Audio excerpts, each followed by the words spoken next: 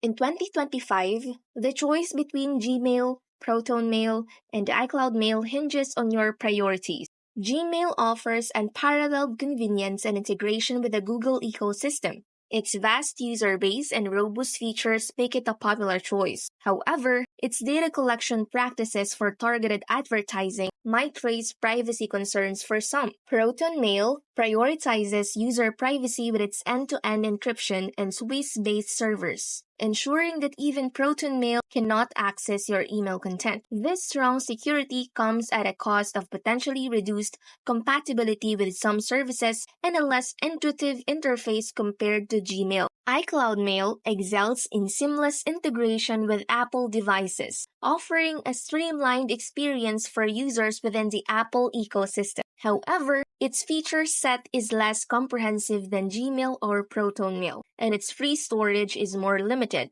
Therefore, the optimal choice depends on your individual needs. Prioritize convenience and Google ecosystem integration with Gmail, opt for robust privacy with ProtonMail, or choose seamless Apple device integration with iCloud Mail. Each service presents a unique balance of features and trade-offs.